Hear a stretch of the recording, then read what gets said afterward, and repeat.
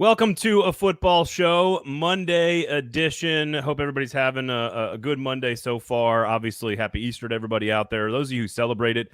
And, of course, we've got lots of stuff to do today on the show. My name's Braden Gall. His name is Zach Lyons. Zach, how are you, sir, on this Monday? Doing really great. I don't name search like Darnell Wright, as we were talking off air, and my S2 scores are not as low as CJ Stroud. But are they as good as Will Levis? Because apparently I don't Will know. Levis. I've been trying to get Mike to get us to do like a on-site podcast where we interview the guys and we actually take the test to see. I'm pretty good though at those kind of things. I would love to watch everyone in the media, in national media, take the S2 test. Of course, Will Levis, a 93, one of the best tests ever, of course, out there. And of course, he's meeting with the Titans. We've got lots of stuff to get to today. We might just do this every episode of this show from here on out. Zach's random draft musings. There's always certain things that are bouncing around in the old noggin there. So we'll end every show with sort of here's some random draft thoughts for you guys as we get closer and closer to the actual draft time. Could this be the most unpredictable draft in sort of modern NFL draft history, whatever that means for you? And is that a good thing or a bad thing for the Titans? Does it help the Titans that this could be completely bonkers in the top 10, top 15 picks? Does that help the Titans? Does it hurt the Titans? What does mortgage the future actually mean? I think people are maybe misunderstanding that, but I do think there is a healthy debate right now with now potentially new rumors about the Cardinals in the third pick. So we'll get into that today. Obviously, we will be spending the vast majority of the show and the first half of the show talking about Jeffery Simmons, the new contract. What does it mean? And all things Titans defensive line, salary cap. Of course, there's a tentacle or two that I know Zach doesn't want to talk about, but we'll have to do it. Otherwise, let's say thank you to our great sponsors, the Kingston Group and Sinkers.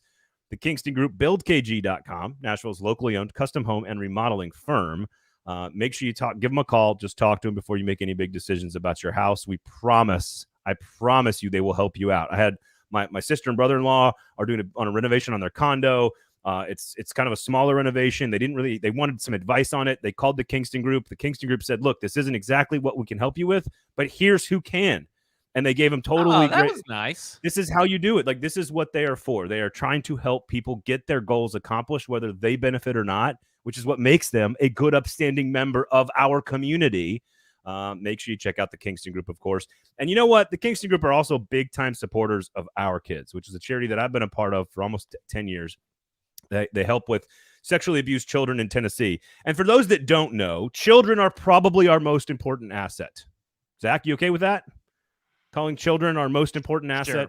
Whatever that means. In our community. I mean, money's more important asset, but, whatever. I don't know. Children are the most important thing in our community, in my opinion. I don't think that's a controversial take. It's not a hot take. But Sinkers is putting their money where their mouth is as well, along with 440 and a football show.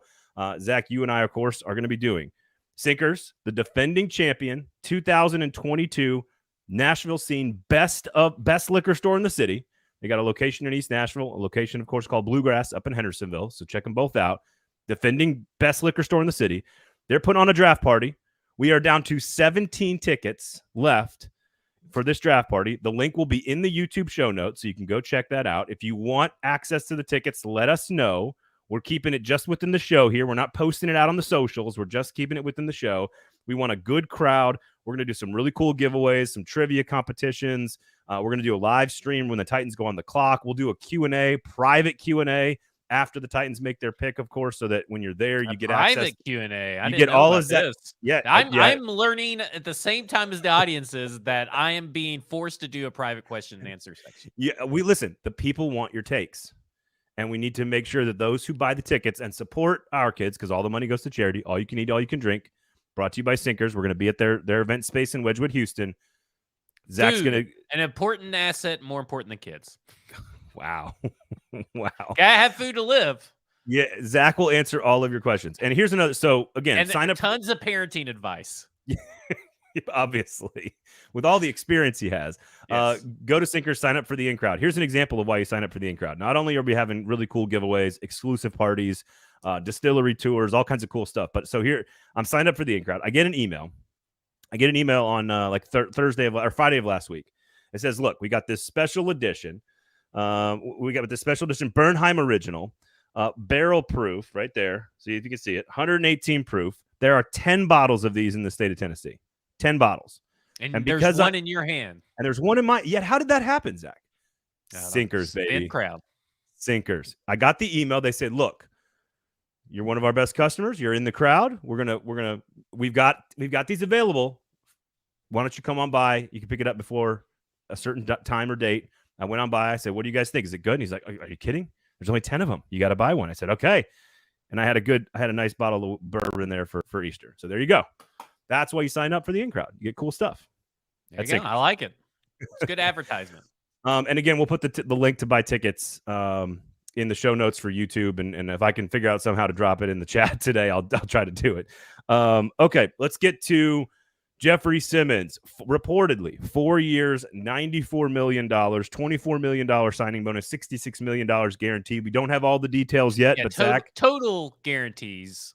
Total guarantees. And typically, a lot of this stuff lately has been like, oh, you got up to $66 million guaranteed. Now, there's no up to, and we know that Teron Davenport is getting this information from the agent because the agent did a really cool thing and basically said, Teron's been a big supporter of mine. We've always had a mutual respect. That's why I went to Teron first and not to the big guys and gave him the story. I thought that was really cool. So much props to Teron for breaking the story. And so it'll be interesting to see what is actually fully guaranteed. Mike, when the big announcement and how it all went down with the little trolling, because I saw the ... And I was like, well, I'm obviously not going to be able to go walking the pups because the news is about to go down one way or the other. And then as I'm typing, this ... makes me think that he's just trolling everybody. Sure enough, he was. But Mike had put out in between that, or I guess when the deal became official, that do you think it's going to be over under $100 million total value, over under, I think he said 50 million fully guaranteed, which was really low, but I did under and over because that's what I've been saying this whole time. That's what it's going to be. I've been saying it's not going to be $100 million. And I know I'm just parsing $6 million worth of stuff, but it is what it is, right? I mean, it's his value. And I'm not surprised that this is what it came in at. I am surprised about the signing bonus and how low it is. I think that is a lot lower than what I would have done. And I am a little surprised that we'll see about the fully guaranteed. I think it'll be 61 million fully guaranteed. So again, lots of details still yet to be decided, which does sort of give you a better sense of what it is. But right now, Jeffery Simmons, the best player on their football team, will be signed through 2027, 4 more years on top of this one coming up in 2023. He'll be 30 years old when that contract runs out. And again, I think there's certain players, and we'll get to the wide receiver later on at the very end of this conversation because it's not relevant, but there are certain pieces you have to build your football team around, and Jeffery Simmons, to me, has always been one of them. I think this deal came in under what I expected it to be, just in general, across all the different levers and boards. I do think it's critically important that they got it done before, let's say, Quinnen Williams got his deal done. There's a couple of other defensive tackles that are going to come on behind him. Totally shocking, though, that it got done now. Before the draft. To me, that is the most shocking part of this entire situation is they got it done before June and July, and I'm with you. No Dexter Lawrence extension yet. No Quinnen Williams extension yet.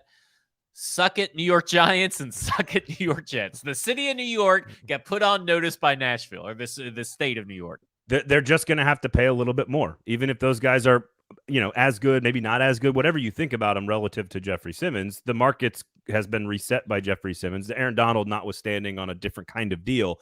But basically, the market's been reset with this contract for defensive tackles. And there's a couple guys that are going to need some money soon. And to get yours done first, I think this is why to me, this is an all win here for Ran Carthon, and Simmons gets his money. The deal is done before the draft, so you can focus on what your team looks like, on what your board looks like, prioritize the players that you want. You get it done before other defensive tackles reset the market and continue to add dollars to the defensive tackle market and contracts in general. It's probably a little bit more friendly than we expected it to be. I expected it to be $100 million at least. I just think all the way around, it's a huge boost for Jeffery Simmons' bank account. but it is a stabilizing factor. It's a huge boost for Amy Adams Strunk kind of puffing out a little bit and saying, look what we can do. We can pay the players that we want to pay, if that's in fact what they did. It just sort of quiets down the fans' concerns after the AJ Brown stuff. Shit. I mean, I guess in that situation, yes, but there is one fan, and we're going to talk about it in football and other efforts. We won't talk about it here. There is one fan, Nick Vinson, who is all up in my mentions, and then when I go and click his profile and go to like his tweets and replies, he is just on every tweet that is applauding this contract, just talking every one of them. I mean, like you're talking from fans to Jim Wyatt and Teron Davenport. He's on every one of them complaining about how this deal prevents the Titans from investing in the offense. So we're going to talk about football. We're gonna get to that argument on. Yes, and we're gonna get on today's show sort of some of, like you said, the shockwave here of Big Jeff's contract. There is a conversation because this Lamar Jackson, Odell Beckham thing. Ooh. But like first and foremost, is this not just a huge W across the board for Ran, Amy, Titans defense, fan base, franchise, player, agent, Teron, and Teron doesn't get credit for breaking the story necessarily. He gets credit for building a good relationship with someone, and that is he gets credit for breaking the story, right? I mean, like sure, he broke it. Right, that's not. That doesn't come out the way I meant it. What I mean is that you get to break the story because you've built a good relationship with someone, and that is what reporting is. And so, congratulations to Teron for doing a great job of reporting, and that even everybody wins on this. I can't think of somebody who does not win in this situation, unless you can tell me. I have to see the fully guaranteed money, but I still think that there was money left over in the signing bonus. I think there was money on the table that could have been gotten, and it wouldn't have affected your APY because you're just taking money of base salary somewhere else and added into that or whatever. So to me, is like I was a little underwhelmed by this signing bonus. Not surprised by the $95 million, the slightly under 24 APY. I thought there's some meat on the bone. Like there's some meat on the bone. Tim says, do you guys think that income tax had anything to do with Big Jeff's numbers? It was slightly lower than I thought. By the way, Tim, can't wait to see you on draft night, along with Adam and Elliot and Jason and Stoney and Joe. We got a lot of fun people coming to the show already. Again, check out the link in all the YouTube show notes for Sinkers 440 draft party for a football show. We're going to be live at their event space, just 25 of us, catered by Jaspers, open bar, trivia giveaways. It's going to be a fun night, man. It's just going to be a good time. And of course, Titanic says Big Jeff technically broke the story. I guess that, whatever. I guess, but we'll get to the income tax. That's a hater comment. I don't like that comment. We'll get to the Titanic, but I did not like that comment. We'll get to the income tax, but you mentioned the reaction here, and first of all, like, it's what does this do for the other things that they need? How does it affect draft strategy? How does it affect building the team? Does it affect anything else in your opinion? No, it doesn't affect anything. Like, right? I mean, like, nothing that anybody was really talking about was planning a life without Big Jeff, right? Like most of the media, most of what we've talked about outside of like one episode where we talk about, what's more important, a defensive tackle or your rookie franchise quarterback or this or that. It's always been, we all expect 90% Big Jeff's going to be back. So I don't see, you're not the first person to ask that I saw today, but I don't see that general question having any sort of reason behind it other than we are just programmed to ask a question as generic as that in sports talk radio. Because why would it change anything? What could it possibly change other than maybe, okay, here you go. Here's what nobody wants to talk about. Maybe this means Kevin Byard's getting traded or cut, or he's going bye-bye for that number 3 overall pick. That's the only thing. Now, instead of Big Jeff being a possibility in there, now it's Kevin Byard. Maybe that's the only thing I could see that changing. Yeah, I think it changes the way you evaluate your depth chart a little bit more long-term. You can prioritize corner or safety, to your point, if you want to trade Kevin Byard. Which we're going to do anyway, you know? Like, Like Like, the defensive line feels pretty set because you've yeah, taken Bud nobody was Dupree. talking about drafting Mozzie Smith in the, No. the first or second round. Nobody's talking about, should they trade back for Kalijah Cansey? Nobody's talking about anything like that. Oh, PJ Mustipher could be a steal in the 6th round. No, Yeah, those nobody's been talking about defensive tackle prospects other than Hot Read podcast for whatever reason. Just put out like, here's my top 10 defensive interior defenders, and I'm well, thinking, what? no, Like, it's who more than cares? it's more than just like draft strategy is just like the first one that came to mind. It's more about Yeah. like everything else that it affects. And Oh, it it does affects a lot more. There's nothing to me that affects in the draft. That's how I feel. okay, well then what is the biggest impact of where is the impact of this contract felt elsewhere in the Titans organizational strategy? Oh man, I don't know, because like it's kind of like, do you remember when the Panthers last year were like, they're doing a fire sale and they want to get rid of everybody, and they're like, no, we want to keep Brian Burns, we want to keep DJ Moore, we want to keep this guy, that guy, because we're not really tearing it down. We need pieces to build around, right? Because I kept saying, why would they trade away all these pieces? Then they're going to have nobody to build around.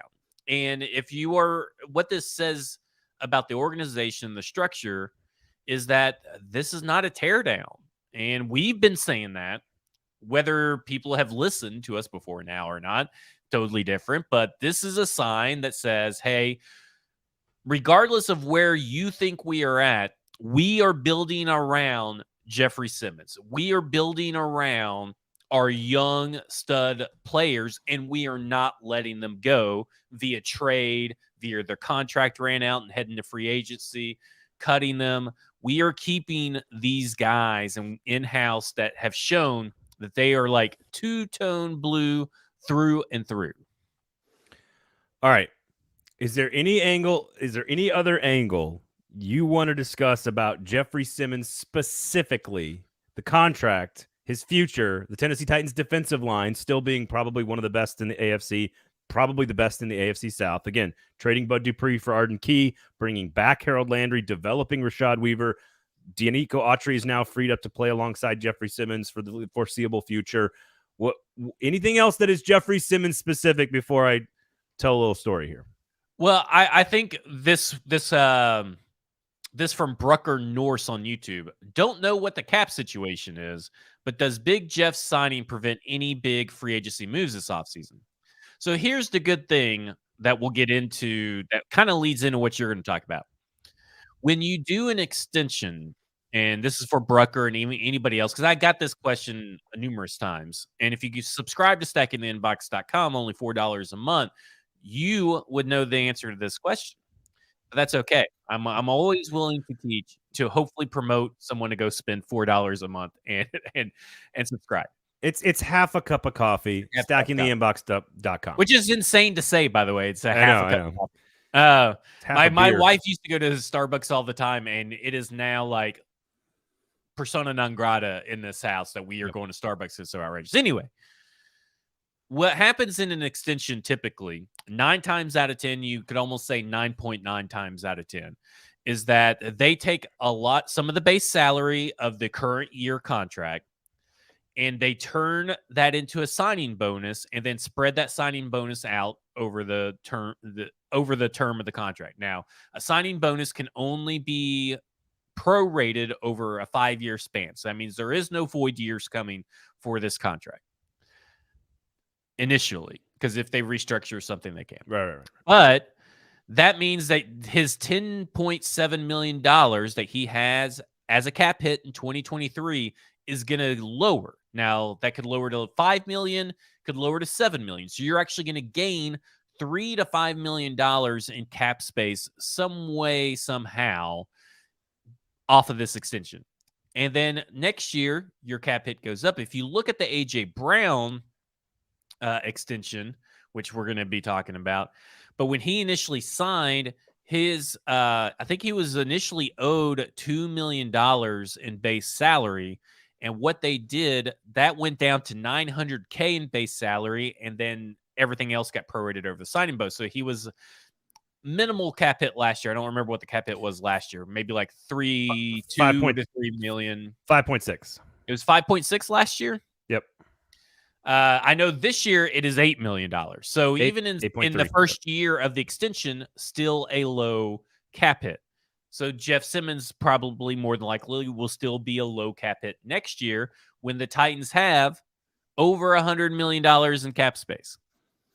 So this year there is no big free agent move left anyway, but this does give you extra spending money off this extension. That was going to be my first thought. Is I'm not sure what else would be construed as a. I mean, again, Odell Beckham No, Frank Clark is still out there. That's a good point. I mean, there's a few guys that are kind of like waiting till after the draft, it seems. But like, if you told me that Frank Clark was going to be joining this rotational defensive end rotation and on this defensive line, I don't know how people are going to score points against Titans. Yeah, well, yeah, exactly. Again, AJ Brown's cap hit goes up to $27 million in 2024, but then they have an out after the 2024 season, which would have been 2 years of an extension on top of the fifth year there, or the fourth year, I guess I should say, 2022, which was this past season. So I tend to agree with you. There's not a huge free agent name out there. Odell Beckham just got whatever it was, $18 million guaranteed from Baltimore, which to me is a bunch of signals. It is signals that we've all been right, that this wide receiver class is not that special. It's a signal that Lamar Jackson's not really leaving. Those are some of the if you want to read the tea leaves kind of things with Odell Beckham, but there's not really big names out there left. So I don't think it affects them now. And we know how much cap space they have following this season. It does. So here's what happened. And I guess I'll start this AJ Brown part of the conversation, because I think I saw the contracts and the first thing I thought was, man, that's almost identical to AJ Brown's contract, basically. AJ Brown, 4 years, $100 million, $23 million guaranteed at signing bonus, $57 million guaranteed, virtually identical to the contract that Jeffery Simmons is going to get. So my thought process is not the Titans had to choose. My thought process is that John Robinson thought he had to choose between those two guys. Hey, we've got to invest in one of these two guys. Now, so I threw out that tweet on Friday afternoon. Whenever the salary contract news was broken by Teron and by Jeffrey, and the news came out, and I kind of threw that out there. I immediately was contacted by somebody inside the Titans building saying that my tweet was exactly correct. Now, that could mean a lot of different things. That could mean that they did truly feel that they had to choose between the two. And Zach, you're going to debunk that myth here momentarily. And that Amy Adams Strunk is largely involved in every one of these decisions. And I don't think this is all new news. I think we all felt that John Robinson he goes, man, I got to pick between Brown and Simmons. And while that's not the correct calculus, I do think the right decision is Simmons. If you're asking me, hey, you only can have one. You can spend $100 million on one of these two guys. Which one do you want? I would prefer to sign the defensive tackle than the wide receiver. That's my personal opinion. I'm okay with people that think the wide receiver is more valuable. The market certainly might even dictate that. Offense is just more valuable in general to the success of your team. Probably, but again, it's just been proven by data. But yeah, probably. I think elite defensive tackles are harder to find than elite wide receivers. So I agree, but I don't think they matter as much as elite wide receivers do. And that might be the calculus, right? Like that is the moving levers that you're trying to settle on if you're the Titans. But it clearly struck a chord with somebody inside the building. And what I'm struggling with is, and I want you to kind of lay this out, Zach, why financially this wasn't a choice of one or the other financially. This was not a AJ Brown or Jeffery Simmons decision financially. But if Amy Adams Strunk and John Robinson were aligned and together on the negotiations with AJ Brown and knew all the details, I'm not putting Mike Vrabel in that conversation. I think he's involved in most every decision. We've seen the draft reaction footage, and we have a guess that he didn't love the idea of trading AJ Brown away. But if they're all aligned, my brain starts to think, Zach, that there had to be something else. There has to be some other thing that was baked into this thought process than just money, because Zach, tell us why exactly this is not a financial decision of one or the other. So we talked about the cap hit, right? I mean, AJ Brown's cap hit was 5.6 last year. So that was last year. So when you initially do the deal, it's $5.6 million, which I believe was slightly lower. It may be slightly higher, but I believe it's slightly lower, just slightly, than what he was going to be getting. But that's regardless. We're talking about like Yeah. a million either way. So they only had to pay out in cash $24.2 million up front. So that is the base salary and the signing bonus up front. They didn't have to pay anything else last year. So if the Titans are technically getting this deal, and let's say it is this deal, it's $24.2 million max for AJ Brown. Okay. Last year. This year, that number is $12 million going to him in 2023. That's Okay. cash. So that's cash. And then because we talked about the cap hit. The cap hit would be what? Combined this 8.3. year? Yeah. No, I'm talking about combined this year would be like worst case scenario, $15 million for the 2-0, which is ridiculous. Yeah. Which is ridiculous to think about, that you could get those two players, AJ Brown, the second year's contract, and Jeffery Simmons, technically still not in his extension yet, for a combined $15 million. Okay, so we know the cap hit wasn't the issue. Okay, so they can afford the cap hit. And then you're talking about, you're talking about what, $25 million for Jeffery Simmons in cash, added to the $12 million in cash, and you already have 30. You're already 31st in cash you're paying out among the NFL teams before the Jeffery Simmons contract. That $12 million will put you at 30 or 29 because you didn't really spend a lot of cash this year in free agency. So now maybe that would have been different if John Robinson had signed AJ Brown. He'd probably still have his job. So maybe that would be a little bit different. Maybe we'd be in a different cap situation because we don't have someone like Rand Carthon making sound free agent decisions. So they can afford the cash. They could have always afforded the cash, and they can always afforded the cap hits, and they could have always afforded both. The people who said that A to Z Sports said, they did shows and they said that, that you can't afford both and it would be so much cash. Let me tell you something. I think A to Z has gotten better in understanding the cap with the addition of Sam Phelan.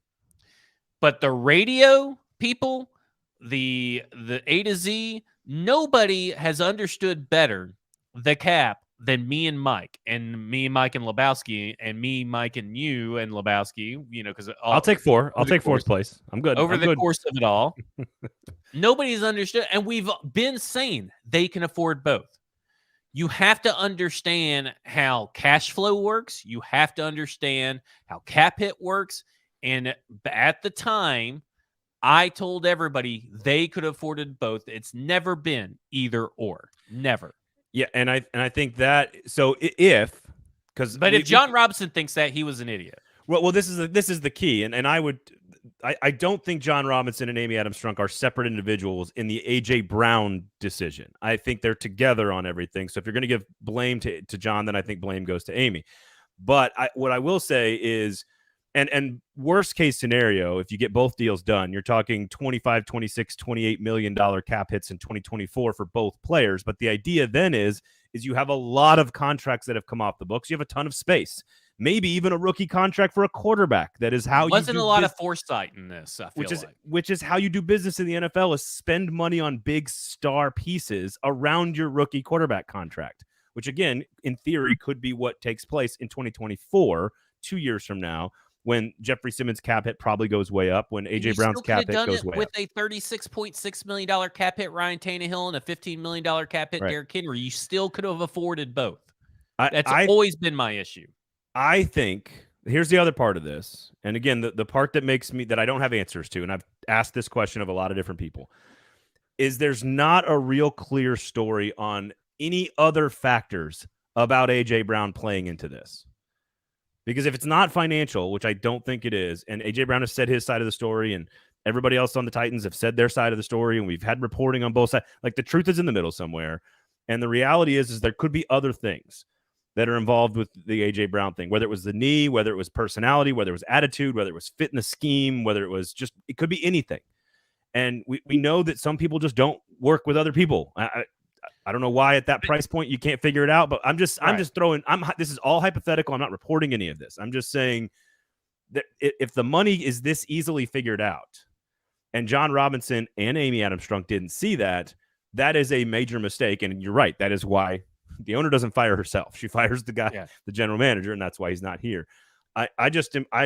We may never know the truth, but it feels like there's other things here because, again, A.J. Brown probably could have gotten part of the contract negotiation was probably the same reason Jeffery Simmons took the money in Tennessee, no income tax. Your money goes farther in Tennessee than it does even in Philadelphia in the state of Pennsylvania. So other than like teams in, Texas and Florida, there's not many that can do the no state income tax thing, which means your money goes further. And we've seen NFL players tweet about that. So it's definitely a factor. Who's the guy? Is it Tre'Davious White? Who was the Buffalo Bills player who's like, I wish half my money didn't go to the state, or something like that. So I don't know.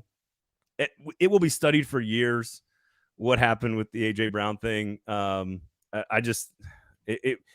Think about this team right now going into this season with those two big contracts. And if you can make it work financially, then I feel like you could have made it work with other pieces, if that makes sense. You definitely could have. It was a ridiculous notion when it was proposed before A.J. Brown got traded, right? I mean, like that was the notion all through the 2021 season when A.J. Brown extension came up and Jeffery Simmons extensions, the possibilities all through the 2021 season was this ridiculous notion that this team couldn't afford both players. What it boiled down to is that at the time, this team didn't know how to handle negotiations. And to me, that's where it's at. You see it in the article from Big Jeff last summer. This is before or after the A.J. Brown trade, where he is being told, well, we're just going to have to figure out where we can find the cash. You're an NFL team that I can help you find the cash. And to me, that goes back into the A.J. Brown thing. And sure, we've heard both sides. And I agree that everything's in the middle. But it sounds like to me, from piecing what I can together, is that the Titans came in too low. It hurt A.J. Brown's feelings. His agent didn't do his job correctly in trying to explain certain things to A.J. and relay to A.J., and his agent was like, well, if they're going to hit us that low, I'm not going to even try. Or let's hit them really high, and then I'm not going to even try and negotiate. That's what it sounds like. It sounds like to me that there were egos on the Titans side of things, and there were egos on A.J. Brown's side of things. And in the end, no, I don't think really anybody won other than A.J. Brown's wallet. And Jalen Hurts' wallet, I guess. I was going to say, and the Eagles fans. I think the key here is, I mean, you're probably going to, there'll be some random independent Nashville film company that's going to do a 30 for 30 on A.J. Brown's career here in like 2052. And that I'm sure it'll be great. But we kind of have to move on at some point. And the only reason it's come up today is because I got reaction from the Titans on this thing, and that Simmons and A.J. Brown's contracts are virtually identical. And I think that John Robinson thought that he couldn't do both. And for whatever reason, that they couldn't get them both done. And here, Jeff, I do think between the two, as we've argued already, I'd rather have Simmons. I'm okay with somebody saying they'd rather have Brown. That's just my personal opinion. Again, I'd rather have Simmons. I think he is a more important piece for this particular team with this particular coaching staff. Rand Carthon got the deal done, so no more panicking about inability to get contracts signed. No more panicking about not having the finances to pay good players big money. Can't worry about that anymore. Like, there's a lot of things that this puts to bed because it's a new regime making the decisions. And I think you can walk away from this feeling very confident in the direction of your franchise while also still allowing yourself to stew about A.J. Brown if you want to. But that's up to you and your life. Yeah, I'm so anxious to see how this contract is constructed, because I'm interested to know when the out is, what it looks like compared to other extensions that have came through from the Tennessee Titans. I'm just interested to see Carthon's negotiating style and the way that he's been spending money. Now, this is his first big purchase, right? This is your first big investment, your big purchase. And I'm interested to see how he handled it. I also never understood the tie between the free agent class that the Titans signed and ownership not having money. I never understood that connection because they didn't have a ton of cap space, and there wasn't a lot of. Well, they did at when it initially opened. I mean, they were top 10, I believe, or at least top 15. Sure, but then that means they spent a bunch of it because they're like 31st now, according to you. So what I mean is that they weren't making those decisions to bring in Arden Key and Al-Shaair and Dillard and the class that they brought in. They weren't doing that because they were worried about Amy Adams' Strunk bank account. Like that was not one-to-one. It's a piss poor free agency class, right? We spent all year, everybody in the entire National Football League, everybody that covers the team, whether you are doing a Bengals podcast or doing the NFL Wake Up Good Morning Football. Everybody has talked about how underwhelming and trash this free agency class is. And all fans have wanted to do was slam the Tennessee Titans for not spending enough money on trash. Right. Like if you need this team to buy some trash, just go outside and find some trash and pick it up off the road, bring it inside your house because that's this free agency class. Mayor Cooper would be excited if someone went around picking up trash. Yeah. No, I think to me it was they spent two chunks of cash, one on a left tackle and one on a defensive end to fill Taylor Lewan and Bud Dupree's spot, two very expensive players and pieces of any football roster. And then they used very efficient funds to find players that they think are extra motivated for playing time that Rand Carthon is very familiar with. I just thought it was a garbage free agent class and thrifty shopping with a lower salary cap situation than they will have next year when they could, in theory, spend a bunch of money if they want to. And Rand went through and cut all the contracts he could to get a bunch of money off the books. Like I just don't. There's still at least one more move in these contract situations. I'm still thoroughly convinced that one of Tannehill, Derrick Henry, and Kevin Byard will not be on this team next year. I tend to agree that two of those three the team would like to move on from. That is all I'm going to say. I think we all agree Derrick Henry's number one on the list. I think we can all agree that unfortunately, while no one wants to see it, that it is the smartest move if of those three is to move on from Derrick Henry. Okay. All right. Adam Schefter reports that 6 teams, by the way, Sinkers, Kingston Group, our two great sponsors. Check them out. Of course, Sinkers and Kingston Group, number one liquor store in Nashville in 2022, named by the Nashville scene, of course, for Sinkers. Make sure you sign up for the in-crowd. You get access to really cool allocated stuff like this. That is a barrel-proof Bernheim original. I got that only because I'm a part of the in-crowd. They sent me an email, say, hey, come by and get you a bottle. They're going to have a draft party. We'll put the link to buy tickets in the YouTube show notes, so please check that out. April 27th, doors at 6:30, catered by Jaspers, open bar, all kinds of food, all kinds of great stuff, prize giveaways, and a private lap dance from Zach Lyons. I've upped the ante from. I don't think anybody. I think you're going to be getting refund requests from the people that have bought. So Shefty tweets out that 6 teams are interested in the Cardinals. Pick it number 3. Real quickly, like everyone talks about this, the price is changing. It says have inquired about the pick 3, which could literally be one text from a GM to another GM saying, hey, Monty, what do you think? And Monty's like, this. And the guy's like, no, thanks. Like that could be the extent of the interest. We don't actually know.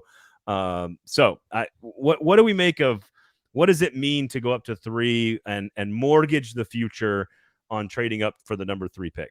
This is one of the most ridiculous notions. And then every time someone gets in my mentions, notable media members as well that have done it, and I respond with, why isn't mortgaging the future? Crickets. It's like it's just a trendy phrase for some people to throw out there that the Titans would have to give up and mortgage a future.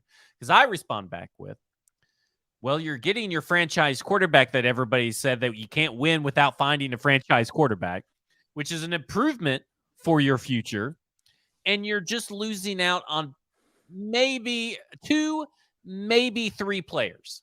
And we're talking about lottery ticket players, right? We're not talking about for sure these 2 first-round picks that you're giving up in 24 and 2025 because you are doing a pick swap in this year going up to number 3, and a second-round pick next year or the year after.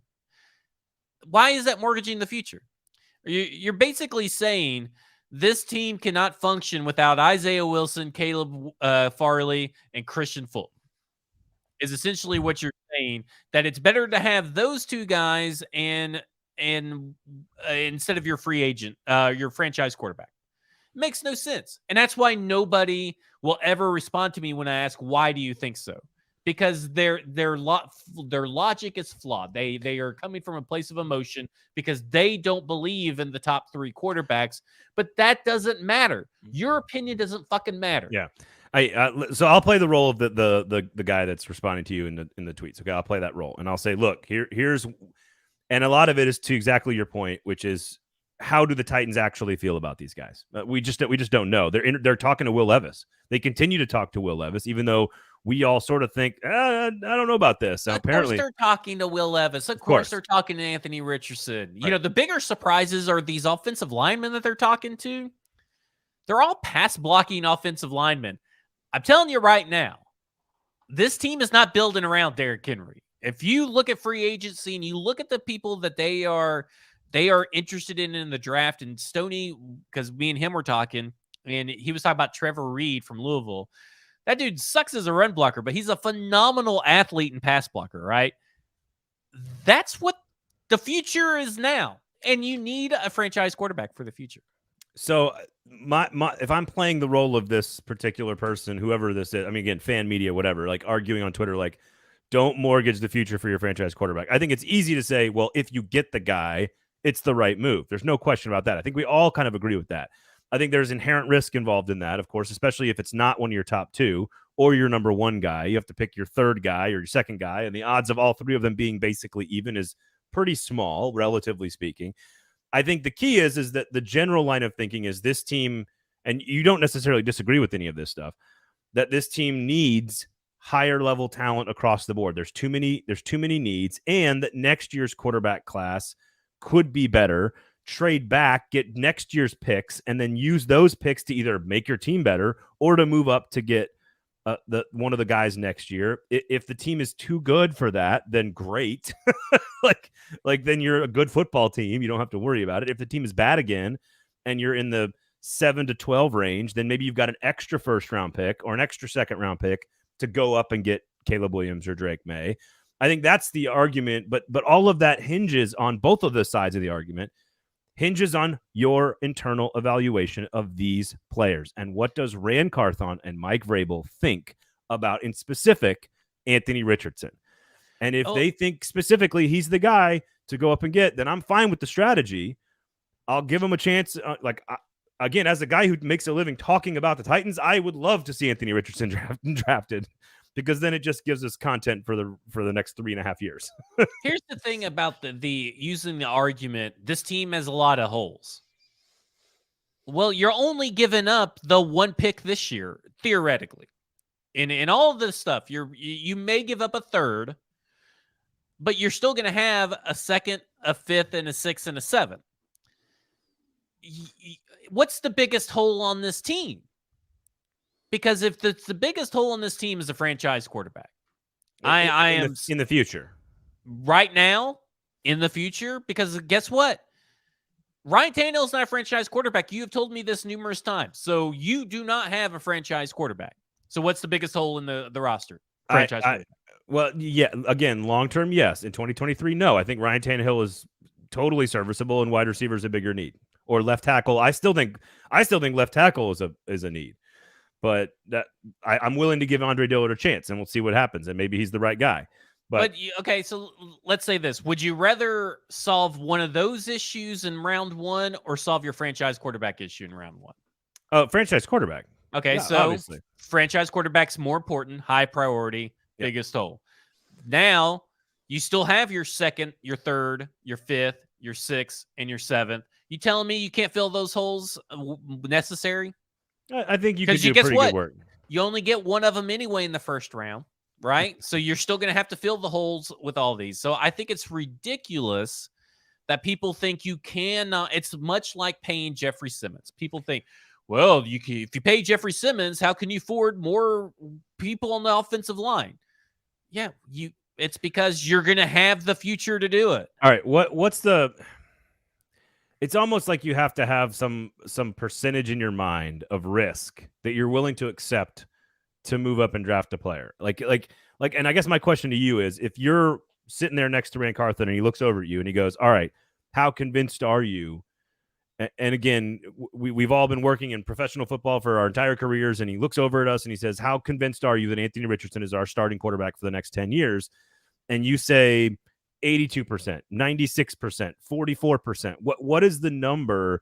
Because I am, if you ask me right now, what should they do? It is trade back to like 22, stockpile an extra pick next year and maybe 2 extra ones this year, continue to build, ride with Tannehill because you have a starting quarterback this year, see what other salary you can get off the books, take a look at next year's free agent class and stockpile picks, and then build for 2024.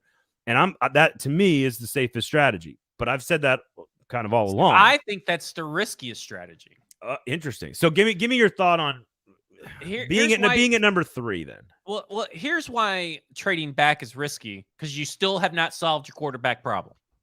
No, you have put yourself in a position to not solve your quarterback problem in 2024 because you're going to be further out. If the more picks this team has in 2023, the better they are going to be in 2023, which means the better or the worse their draft position is going to be. So you're going to have to mortgage more for a guy next year to move up instead of just here's what I believe. In theory, I get what you're saying. Yeah. Here's what I believe. If Rand Carthon looked at me and said, first off, what are your thoughts on Anthony Richardson being a franchise quarterback for the next 10 years? I'd say I don't have any faith that he's going to be your franchise quarterback for the next 10 years, but I do think you got 7 good years out of Anthony Richardson coming your way. Okay. And that is the appropriate way to look at it. You got 7 years to build a team. And technically, probably Rand Carthon and Mike Vrabel only have 5 years to build a team. So your decision making is within 5 years. Is to say, hey, I think within 5 years, Anthony Richardson can do enough to get you a Super Bowl if you make and build around him appropriately. Okay, so you got 5 years. Anything other than that, you're probably not making it to the Super Bowl with Anthony Richardson, and you're going to have to start all over anyway because he's not Patrick Mahomes, but he can be a guy that can disrupt for one Super Bowl the other AFC South teams. Yes. So a couple of things here. Couple interesting points here. Titanics is not going to happen because Vrabel will be fired if they lose in 2023 and likely would replace him with someone better as well. That is not true. That is not true. They're not going to fire him. Titanic has been on this whole thing. We love you, T. Yeah, but like he's been he or she has been all over this thing that they're going to fire him if he loses. Let me tell you something. If Anthony Richardson is your quarterback, you're not losing. If Tannehill is your quarterback, you're not losing. I just don't think that either one of those quarterbacks are going to prevent you from winning a lot of games and enough games in 2023. I tend to agree. I also think you could trade back, get extra players this year that are going to be very solid members of the team, and still be 7-10, and still need another year for those guys to develop. Still need another year for last year's draft class to develop. It doesn't automatically translate like boom like that overnight. Sometimes it can, but sometimes it doesn't. And I think they could absolutely stockpile draft picks this year, maybe add an extra second for next year, add a bunch of really good players, still finish 7-10, and still be looking at number 12 next year. Go up and get their quarterback, but have a better roster around him in 2024. And then Tannehill rolls off the books, and you had a fun competitive season. You didn't get better, but you got better on the roster. It's all kind of gray area, and it's all about whether or not they believe that one of these 3 guys is their guy or not. And that's kind of what we said since the very first time. They obviously, I feel like all the signs have pointed from all the rumors that we've heard that they believe in the top 3 quarterbacks. Yeah, and then they're questioning themselves. They're doing diligence on Levis, I guess, is what they're doing. Unless he's I mean, number that's what 3. you have to do, right? You Yeah. have to show interest. If you're going to show interest in one quarterback or the top 3 quarterback, you still have to show interest in the other ones just in case you don't get your guy and someone wants to trade up with you because they're afraid that maybe you are going to take their guy. So and Trey says this. They've said nothing but love and support for Tannehill while leaving the door open for a trade. I think that's what's been interesting is they have done nothing but say the right things about Tannehill, and he's clearly their starting quarterback until he's For not. now. Yeah. Until he's not. And they could extend him at any point and make all this moot, and they're not. And that's because they are interested in potentially trading up to get a draft a quarterback and sit him behind Tannehill or trade Tannehill and get some picks back for him. So they could also walk away from him as well. So we shall see. I will say quickly here on the unpredictability of the draft. Sinkers and the Kingston Group are 2 great, amazing local sponsors. Make sure you go check them out. Again, tickets to our draft party. All the money is going to go to charity.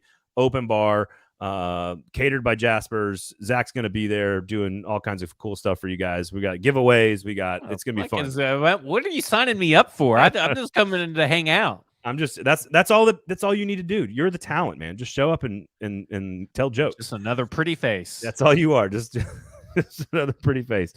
We'll put the link in the show notes, so make sure you check that out. But we're not posting it out there on the socials. We just want those of you who are watching the show and listening to the show to have an opportunity. So it'll be in the show notes on the podcast, and it'll be in the YouTube page as well. So you have to have listened to the show to come hang out with us. And again, only like 17 slots left for that Thursday night coming up in over 2 weeks. Most unpredictable draft we can remember. We've been saying this. It's going to make for a super fun top 10 picks. A lot of drama could take place that night, which is why you want to be hanging out with us. But is that a good thing? Is that a good thing for the Titans, or is that a bad thing for the Titans that it could be completely batshit crazy the first 10 picks? Well, it depends on if they want a quarterback. But if they don't want a quarterback, it could be absolutely awesome for the Tennessee Titans, because what's going to happen is that players that you weren't expecting to fall are going to fall. And whether that means the Tennessee Titans want to draft someone like a Christian Gonzalez or a Jalen Carter or something like that, more than likely it gives them the opportunity to trade back and still get their guy. And that is why it's a good thing for the Tennessee Titans. I love the idea of them just sitting and waiting and waiting and waiting and having like the 3 of their favorite guys still on the board. Like Jackson Smith-Njigba is still there. Darnell Wright is still there. There's some pass rusher they still like. Good on Darnell Wright. Don't need any name searchers. They already got Monty Rice out there doing that. We know dick eaters on the Tennessee Titans. That's a joke. Go look at the internet. Let's just say hypothetically, there's their best, one of their favorite tackles, one of their favorite linemen, one of their favorite edge rushers, one of their favorite corners, their top receivers all there, and all they got to do is trade back to 16, and they get like an extra 3rd round pick out of the deal, and they still get to draft the guy they want. Like, I think they're in a good spot if it goes bananas in the top 10, and I think it's going to be crazy. I think if 4 quarterbacks go in the top 10, isn't that good for the Titans? Oh yeah, for sure. I mean, it's always was going to be good for the Titans unless, they wanted a franchise quarterback. Then it's really bad, because Hendon Hooker is not a franchise quarterback. I still can't tell. You said you think they're convinced on 3 of them. I'm not sure. I think they're convinced on 2. What if all 4 of them fall? That'd be kind of crazy. But I will say this: I think they would not be heavily aggressively pursuing trades if they did not believe in the top 3. Anthony Richardson, number 1 to Carolina. CJ Stroud, number 2 to Houston. Bryce Young, number 3 to the Titans. I'd be okay with either one of those 3 quarterbacks at number 3. Sign me up, man. I'm good. Again, you can't mortgage the future if you get a franchise quarterback. You just can't. You can't. It's you're investing in a, what'd you say, a mutual fund, a traditional IRA. I mean, yes, you're investing in your future. Yes, Bryce Young is the T stock. Literally the opposite of mortgaging your future, by the way. Bryce Young is the T stock before the Fed upped the interest rate, and Anthony Richardson is a little bit more of a penny stock day trader. It's a little bit more risky, but it's still an investment, and it potentially could hit big. So there you go. I'm just looking forward to it. Again, come to the draft party. We're going to do a contest for the top 10 picks, and whoever's the most accurate on the top 10 picks at the party is going to get some pretty cool stuff. And so just it's just going to be a wild night. It's going to be wild first 10 picks, and I think it's going to benefit the Titans. And I think they trade back. I am more and more and more onto the trade back. If they pick, I'm good with Jackson Smith and Jigba, as we told you, and we were in agreement last week on the show. So, there any other draft musings you got? What you got coming up on the Stacking the Inbox, stackingtheinbox.com, football and other F words? What other things are stuck up there in the old noggin?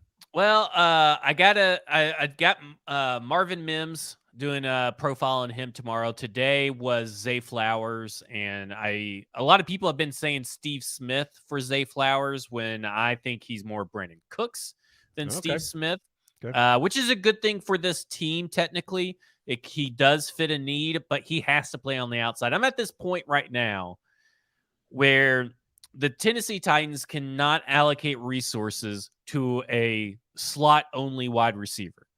So you have to at the high end of the draft, okay? So if you're going to invest later on in the draft in a slot-only wide receiver, you better have your other outside wide receiver opposite Treylon Burks, because they do not have that right now. They do not have an outside receiver opposite Treylon Burks.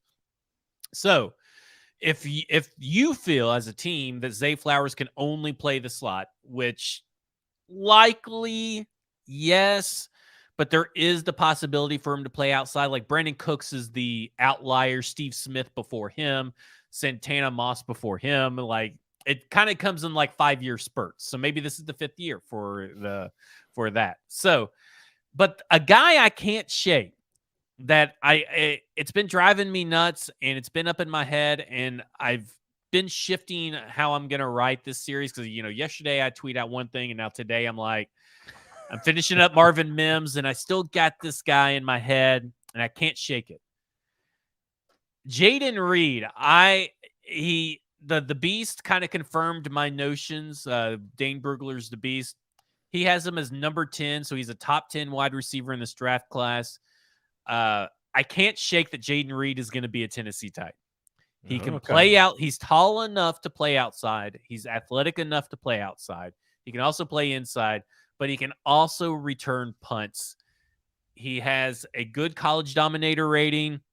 He's improved every year with Michigan State. I know last year's box score stats don't look as good, but stuff was going on in Michigan State that no one was looking good for Michigan State's offense last year. Dude can run. Yeah. There's just something about it. He's at the Senior Bowl. That's something else to take into account, that he was at the Senior Bowl. Yep. I know that people like Tyler Scott, and I'm with you on Tyler Scott. I feel like, I don't know where Jayden Reed's going to fall. Is he going to be there in the 5th round? He's not the solution, but he could be part of the solution for the Tennessee Titans offense. And I just have this feeling that he's going to be a Tennessee Titan. I don't know why.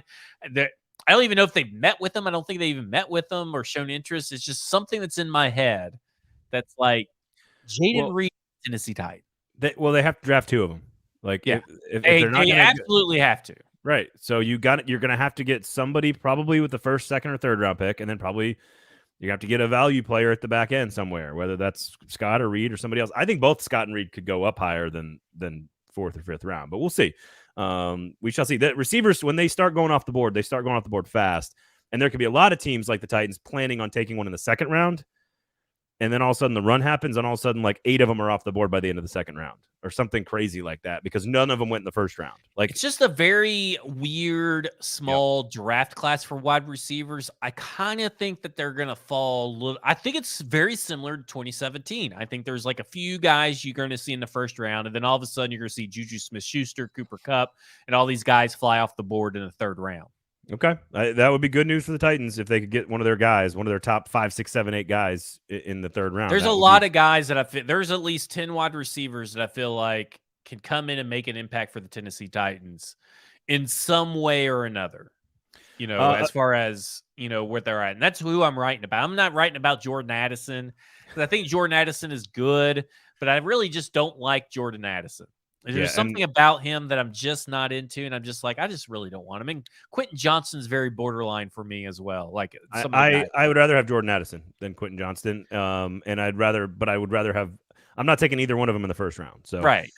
Kenneth said top 5 scenarios: trade up for quarterback, draft JSN, draft Paris Johnson, trade down, trade up for JSN. We've gone through a lot of that. Check out last Thursday's episode. We're also going to have an episode coming up. We actually ranked all those on Football and Other F Words too, if you're looking specifically for my opinion. Check out Football and Other F Words, stacking the inbox. We're going to have eventually a show, probably the week of the draft, where we actually give you our big board and actually lay out the exact players that we like the most and strategies that we like the most, again, because it does evolve over time as we learn new information about what they are doing, the Titans, new information about players. Probably closer to the draft, probably closer to Monday of the draft. Okay, so Monday. I didn't know this, so I got to write this down. That's 2 weeks. That's 2 weeks away. So we still got time. Yeah. We still got plenty of time. Of course, tickets to the Sinkers 440 draft party on April 27th in Wedgwood, Houston. Limited invite only.